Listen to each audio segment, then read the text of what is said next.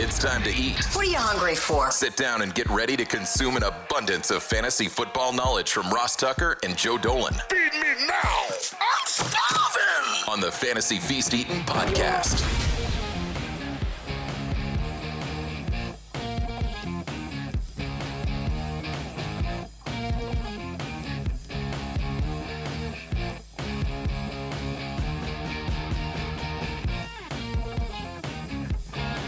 Yeah, let's eat, baby. It is the Fantasy Feast Eating Podcast, presented, of course, by DraftKings. Love those dudes. Love this show. It's the show that's so nice, we do it twice, each and every week here as part of the DraftKings network. By the way, shout out to all the people now watching us on Roku or Zumo or Samsung TV Plus. Obviously, we know a lot of you have been watching us for a while over at youtube.com/Ross Tucker NFL. During the season, we get to as many games as we can in episode one. We try to keep the episodes about 25 minutes in length, your average commute time, your average workout time, and then we do the rest of the games here in episode number two. By we, I mean primarily he, Joe Dolan.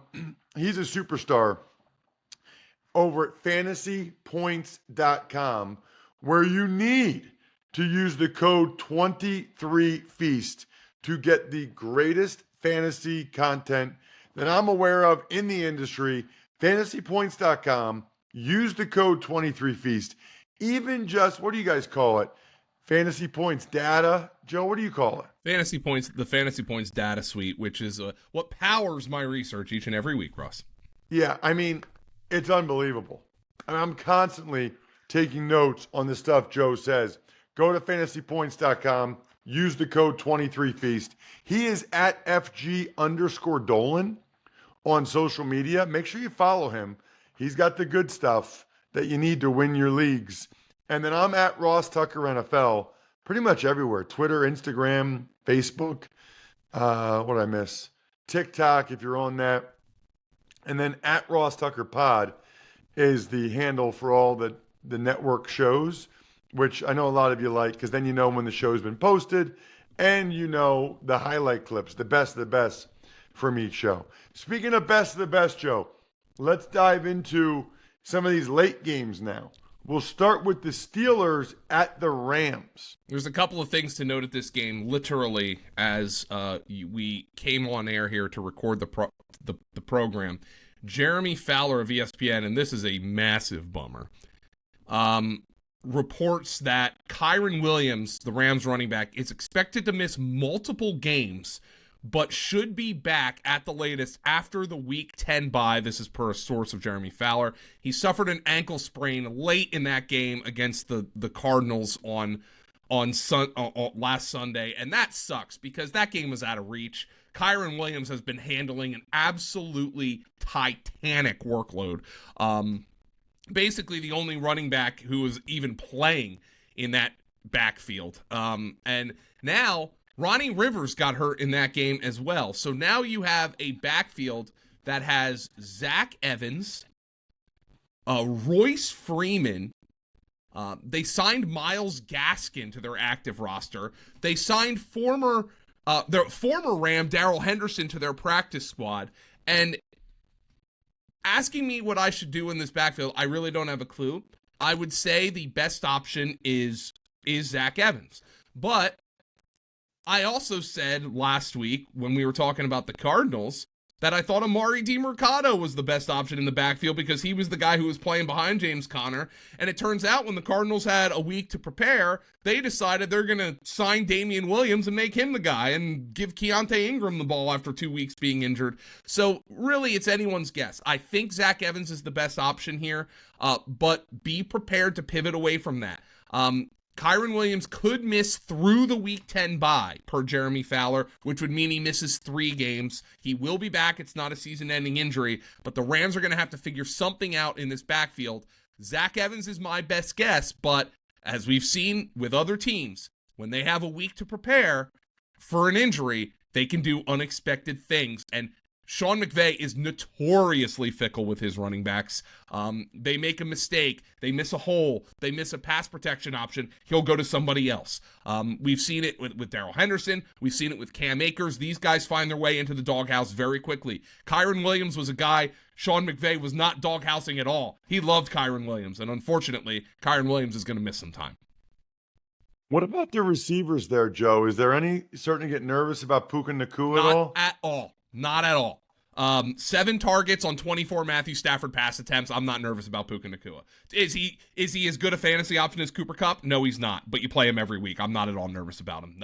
I would think if anybody's overreacting to Nakua's 26 yards last week, go throw out a trade offer because I want Puka Nacua on my team. What about the Steelers on the other side? So the key for the Steelers is let's see what happens over their bye. I think you might have seen the little mini controversy that apparently Kenny Pickett audibled to that deep shot to George Pickens that won them the game against the Ravens in Week 5, and that's why Matt Canada wasn't celebrating because it wasn't the play that was called. We'll see if those two get on the same page this week after the bye. The big news for the Steelers, and certainly somebody to look to see if he's on your waiver wire. He probably isn't because he was eligible to be put on IR. Go see if Deontay Johnson's out there. Deontay Johnson's going to be back this week. And I think he's immediately a wide receiver 3 option. The last time we saw him in Week 1, and of course this is the problem with the Steeler offense, Deontay Johnson was running wide-ass open consistently against the 49ers, and Kenny Pickett kept missing him. He should have had 100 yards and a touchdown in the first half of that game before he got injured. But he will be back in this game in week number 7, and Deontay Johnson is instantly a wide receiver 3 option for the Pittsburgh Steelers. What are you doing at running back right now with them? I think they ideally want to give the ball to Najee. But he's not explosive, and Jalen Warren's the better player in the passing game. I think they're both running back 3 flex options, and Warren might be the better option in PPR leagues because, when Najee Harris came into the league, and one of the reasons he was so good was he was getting checkdowns. That's not happening right now for Najee Harris. The next game up, Joe, is the Arizona Cardinals, who are kind of starting to fade a little bit. Yes, they are. At the Seattle Seahawks, who, boy, they really blew that one. I mean, they were the better team against the Bengals. They should have won that game. Just out of curiosity, Joe, because I went on Tuesday night to the Phillies Diamondbacks game with my daughters, and I looked on the Game Time app. Right now, you can get into Game 3 of the NLCS on the Game Time app, Phillies at Diamondbacks, for $14. $14. Wow. There's lots of tickets in the $14, $15, $17, $20 range. And here's what's crazy. Because of the Game Time app, you can see the view from your seat before you actually buy it. So you know exactly what to expect when you arrive. And then, obviously, the Game Time guarantee means you'll always get the best price. If you find tickets in the same section and row for less, Game Time will credit you 110% of the difference. The average fan gets 18% savings with their zone deals. Take the guesswork out of buying tickets with Game Time. Download the Game Time app, create an account, and use code FEAST for $20 off your first purchase. Terms apply. So again, create an account and redeem code FEAST, F-E-A-S-T, for $20 off. Download Game Time today. Last minute tickets, lowest price, guaranteed. Cardinals, Seahawks, Joe. Cardinals, you mentioned they're fading. And this backfield with James Conner out last week, Amari DiMercato actually led them in snaps, but he touched the ball just 3 times. They bring in Damian Williams off the street, and he gets 8 carries. Keontae Ingram gets 10 carries and 2 catches. I'm not going to sit here and say you can't play any of these guys because 6 teams are on bye. You're going to have to make some tough decisions. But it just kind of feels like Keontae Ingram's the best option. Of course, that means DiMercato is going to come out and be the top guy in this backfield. But you might just have to guess and cross your fingers in this backfield. You were right, though. This offense and Josh Dobbs starting to fade. Marquise Brown turned 11 targets into just 34 yards last week against the Rams. Trey McBride, though, not somebody I'm rushing to play this week. Just keep an eye on it. 4 catches for 62 yards. He led them in receiving last week against the Rams on 5 targets. He just gives them a different gear than Zach Ertz gives them. So just keep an eye on Trey McBride as somebody who might emerge at the tight end position going forward. Remember, he was the first tight end drafted last year out of Colorado State. Interesting. So what about people that have Ertz or are thinking about streaming Ertz this week? I mean, he still got 5 targets last week. He just doesn't give you any juice. And the fact of the matter is, if you're streaming Zach Ertz, you need target domination, because Zach Ertz is not the kind of tight end like, say, a Mark Andrews who can catch a 45-yard pass and take it to the house. That's not Zach Ertz. He needs 6 catches here, 5 catches there. He needs a short touchdown to come through. So Zach Ertz's appeal as a streaming option is really starting to wane with the emergence of Trey McBride. What about Seattle? They're one of those red zone teams, Joe. We talked about it a lot in episode number 1. Well, you said they were the better team against the Bengals last week, and they turned the ball over. They had some turnovers. Even though I thought Geno played pretty freaking well in that game, they had a couple of turnovers and couldn't put the ball in the end zone. But the Seahawks are a narrow fantasy team, Ross. I love them. You play Ken Walker every week. Zach Charbonnet has been essentially a non-factor, just 4 touches this past week. Tyler Lockett and DK Metcalf were targeted on 18 of Geno Smith's 41 throws last week against Cincinnati. I think Geno Smith is a strong streaming option against this Arizona defense if you need him with 6 teams on bye. And although I don't think he's a fantasy option yet, Jackson Smith and Jigba, 4 catches for 48 yards. I'd be willing to pick him up off the waiver wire if a disappointed manager dropped him earlier this season. The Kenneth Walker thing's interesting to me. He was another... He's got some serious juice, man. Yeah, and the thing that I think scared me off of him, well, I know what scared me off of him, because when they drafted Zach Charbonnet, I made a noise that cannot be replicated, even if I tried, and it was a combination of surprise, anguish, pain, madness when they drafted him, because Ken Walker is one of my favorite players to watch in the NFL last year, and they drafted Charbonnet in the 2nd round, and my guess was Pete Carroll was like, oh God, Ken Walker, I love him, but he's a freestyler. You know, sometimes he doesn't get sometimes he gets way more than what's blocked. Often, other times he gets way less than what's blocked. And Charbonnet is a guy who goes forward, but just like the Tank Bigsby thing with Jacksonville, that day 2 running back, that guy has become a non-factor in the backfield. And really, Ken Walker and Travis Etienne are performing as the late 1st, early 2nd round picks that they would have been had those draft picks never been made in the first place. Before we move on to the next game, Packers, Broncos, I just want to make sure everyone knows, if you're feeling good about your fantasy draft picks, but not sure what to eat, make it easy on yourself. Order in on DoorDash. Now you can root for your squad while your food and drinks are on the way. Yeah, that means burgers, chips, dips, soda, pizza, wings, so much more delivered straight to your door. And you know what I like to do? Wash them down with some Labatt Blue Lights. Absolutely delicious. Yes, I had some before the Phillies game. Yes, I'll have some tonight watching the Phillies game on television with my friends, living life to the power of we, always enjoying it responsibly, of course. Beer, Labatt USA, Buffalo, New York. Joe, let's get to it now. Packers coming off of a bye against the Denver Broncos. Well, a lot of the Packers and Packers fans had a lot of time to reflect on Jordan Love's performance against the Raiders last Monday night. 182 yards and 3 interceptions. I told you I liked a lot of what I've seen from Jordan Love, but his propensity to turn the ball over is concerning. That being said, I would anticipate a strong bounce back for Jordan Love. He's the quarterback 7 on the DFS DraftKings main slate this week in terms of fantasy points per game, and he's got the best matchup you can possibly have. Our guy Jake Tribby at fantasypoints.com notes the Broncos are the league's single softest schedule-adjusted matchup for opposing quarterbacks through the air.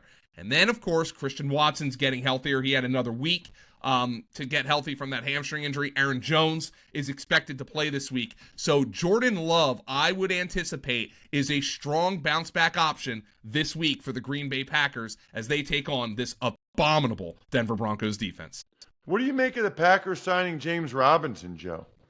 James Robinson was toast last year. I just think they want a little bit extra depth in the event that Aaron Jones is injured. Aaron Jones is 28 years old. In the event that his injury gets aggravated again, it doesn't really move the needle for me at all. I think they just wanted a little bit extra depth. Okay. I wasn't sure if that was something to be concerned about. The Broncos, by the way, we talked about this on Wednesday's Ross Tucker football podcast. I bet you they end up trading one of these receivers. If not whether both of them. Whether it's Sutton or Judy.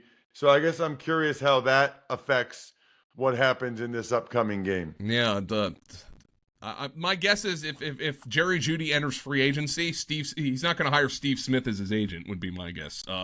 That was a pretty brutal teardown from Steve Smith on Thursday night, and then Jerry Jeudy comes out and puts up 3 catches for 14 yards. Russell Wilson did not have a good game. Those receivers couldn't get open against the Chiefs. Javonte Williams continues to look good. Javante's kind of like a flex option. Jaleel McLaughlin's a flex option in this backfield. I really don't want anything to do with anybody else here, though. I mean, I guess you play Cortland Sutton and hope that he scores a touchdown. It's the one thing he has been doing well this year. But this Bronco offense, Ross, it seems like we're seeing the last days of Russell Wilson as a starting quarterback in the NFL.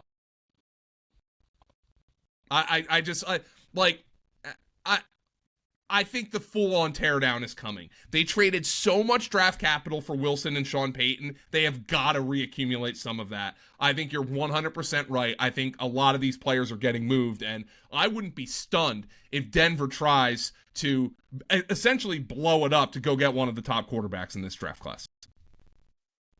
I totally agree. And it feels like Russell's playing okay. You don't think it is. Anybody will ever give him another chance? I mean, somebody might, but the thing is like, you know, we hear Marshawn Lynch is going on podcasts talking trash on him. You know, that very fair. Like, he's not insulting the person. He's just like, the guy's not a very good teammate, essentially. And, you know, as we saw with somebody like Carson Wentz, a lot of that stuff at the quarterback position outweighs whether or not he's technically a better option than some of the guys in the league. You can't tell me Carson Wentz isn't one of the best 64 quarterbacks on planet Earth to get at least a decent backup job. But if there's a bad locker room influence at that position, teams would rather just not deal with it. And right now, there is a cloud around Russell Wilson. Let's talk Chargers-Chiefs, Sunday, 4:25 p.m. Eastern Time. Not impressed with the Chargers the other night against the Cowboys offensively. No, Justin Herbert missing throws all over the field. He came out and said, I played a terrible game. I would anticipate Justin Herbert bouncing back, but the thing that's curious here for me is the Chiefs are kind of winning with their defense right now. 19 points against that Broncos defense? Are you kidding me? Travis Kelce, Rashee Rice is emerging for the Chiefs. They're finally getting one of those receivers to emerge, but their wide receivers are not good. Sky Moore, forget about it. Kadarius Toney, he scored a touchdown, but he had 9 yards on 6 targets. The Chiefs right now are Mahomes, Kelce, and Pacheco. That's what their offense is. And it's not. And do I think they'll figure it out? I do. I think Rashee Rice is an emerging player. But this is not a team that is winning with the offense that you anticipated. So I'm really fascinated to see if Justin Herbert's able to bounce back in this game. The Chiefs are going to need to score. And they haven't really shown the ability to score in bunches that we're used to seeing from the Chiefs. And then what else do we need to know about this game, Joe? Well, the Chargers right now are a 3-man. Well, I think you can play Josh Palmer because Quentin Johnston, a 0, you know, coming out of the bye, he puts up a goose egg on 2 targets. Keenan Allen, Justin Herbert, Josh Palmer, and Austin Eckler. That's what you need to know about the Chargers. Eckler, Herbert, and Allen are must starts, and Palmer's a guy you could probably start as a wide receiver 3 the rest of the season, unless Quentin Johnston does emerge at some point. Any concern about Herbert or not really? He had a bad game. He also had a great game before the bye, so no, I think he'll bounce back.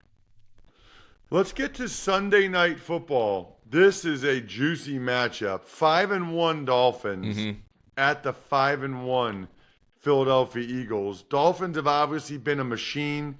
Eagles do have a good defense, Joe. Can they slow them down? Well, the problem is, for the Eagles, is the injuries on the defensive side. Now, we're recording this on Wednesday, and as of now, we have not seen the Eagles practice reports. But remember, Jalen Carter and Darius Slay did not play against the Jets last week.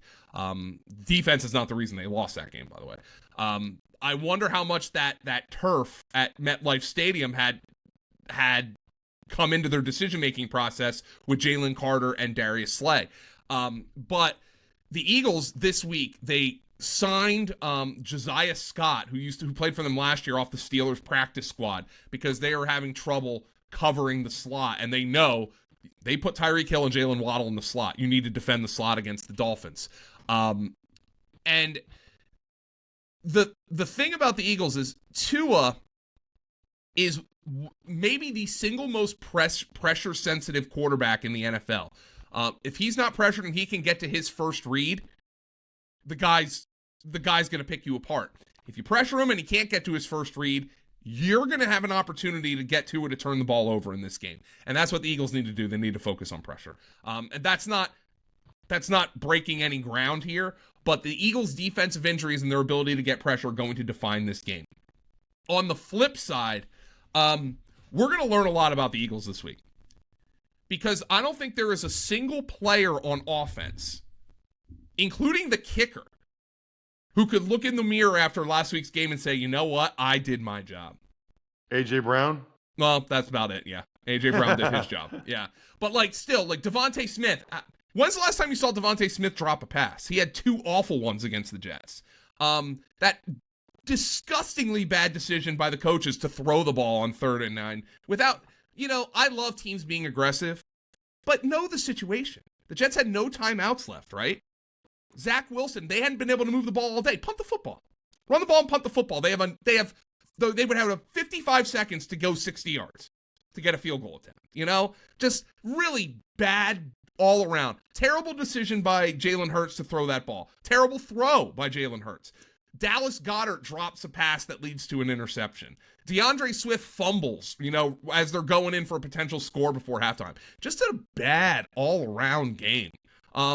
But obviously for the Eagles offense, Lane Johnson, we'll see if he plays this week. Apparently they got better news than they thought, but Jack Driscoll, the right tackle, was a pylon against the Jets. He gave up 8 pressures in that game, and he didn't even play the first drive. So that would be a very exploitable matchup for the Dolphins. I think we're going to learn a lot about the Eagles offense this week. And from a fantasy perspective, these are basically 2 teams who you just play all the guys. You're not sitting any of your guys. It's just a much more interesting football matchup after last week. Finally, Joe, Monday Night Football, it's the Niners and the Vikings. Niners got a lot of injury issues we need to stay on top of. They're how the discussion is, Ross. There's no middle ground. There's 2 factions. Brock Purdy's an MVP candidate. Brock Purdy's a complete system quarterback. The first 5 weeks of the season, the people who thought Brock Purdy was an MVP candidate got their ammunition. After Brock Purdy loses Christian McCaffrey and Deebo Samuel against the Browns last week, the people who think he's a complete system quarterback got their ammunition.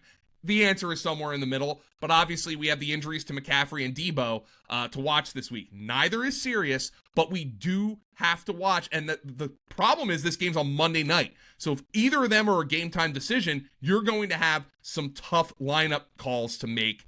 Jordan Mason is my favorite guy behind Christian McCaffrey, by the way. And on the Vikings side, good to see, at the very least, Alexander Mattison basically took over the backfield. Cam Akers, I believe, only had 2 touches last week. Madison's still not going very far, but at the very least, the Vikings gave him the ball quite a bit against the Bears last week. He had 25 opportunities to just 2 for Cam Akers. Vikings, by the way, another interesting team to watch with the trade deadline coming up. Talked about that with Jordan Schultz on Wednesday's Ross Tucker Football Podcast. Maybe even KJ Osborne could go somewhere else. Make sure you're following this man on social. He's a stud at FG_Dolan, fantasypoints.com. Make sure you use the code 23Feast. I am at Ross Tucker NFL. Love to spread the word, winners. We are at Ross Tucker Pod. I'm stuffed. We're done. Thanks for tuning in to Fantasy Feast. Make sure to also check out the Ross Tucker Football Podcast, Even Money, and College Draft, all on the DraftKings Network, YouTube, or subscribe to the podcasts on your favorite platform.